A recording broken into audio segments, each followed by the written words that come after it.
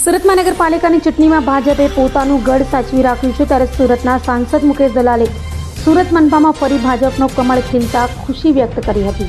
રવિવારે યોજાયેલા record break મતદાન બાદ આજે ઉમેદવારોનું ભાવિ ખીલ્યું હતું। મતગણતરી કેન્દ્ર પર કોઈ અનિચ્છનીય બનાવ ન બને તે માટે ખાસ ફોર્સ સહિતનો લોખંડી પોલીસ બંદોબસ્ત તૈનાત કરાયો હતો। કેન્દ્રની અંદર પ્રવેશતા દરેક અધિકારી અને ચૂંટણી એજન્ટની સઘન તપાસ કરાઈ હતી। ત્યારે સુરતમાં ગાંધી એન્જિનિયરિંગ કોલેજ ખાતે યોજાયેલ મતગણતરી સમયે પહોંચેલા સુરતના સાંસદ મુકેશ દલાલે સુરતીઓએ ફરી મોદી સાહેબના 2047ના સ્વપ્નને સાકાર કરવા માટે ભાજપ પર વિશ્વાસ મૂકી આપેલા જનપ્રતિસાદનો આભાર માન્યો હતો।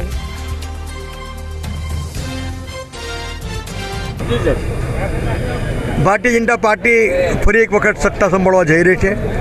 મારા સુપ્રિય સુરતીજનો ફરી એક વખત નવો ઇતિહાસ લખી રહ્યા છે।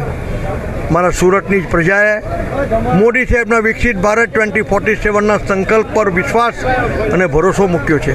એમને સુરતનો વિકાસ જોયો છે, ગુજરાતનો વિકાસ જોયો છે, દેશનો વિકાસ જોયો છે અને ફરી એક વખત ગાંધી હોલમાં ભારતીય જનતા પાર્ટી પહેલાં કરતાં ઘણી વધારે સીટો સાથે સત્તાના સૂત્રો સંભાળવા જઈ રહી છે। અમે તો 120માંથી 120 સીટની ગણતરી સાથે આગળ વધી રહ્યા છે, ચૂંટણી લડ્યા હતા અને મને લાગે છે કે એની ઘણી નજીક પહોંચી જઈશું। આમ આદમી પાર્ટી દાવો કરે છે કે અમારો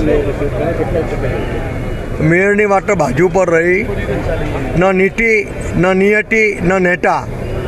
દેશની પ્રજાએ, દિલ્હીની પ્રજાએ આમ આદમી પાર્ટીને કૂડામાં નાખી દીધી છે। જે પાર્ટીની 120માંથી 100 સીટમાં ડિપોઝિટ ડૂલ થવા જઈ રહી હોય તે સપના જેવા રહી। તમને તો ખ્યાલ હોય 2020ની ચૂંટણીમાં આવેલો હતો, લીક દો કहाँ ગુમો ગયા હો, લીક દો। આજે તમે લખી દો કે એની 100 સીટમાં ડિપોઝિટ જાય છે।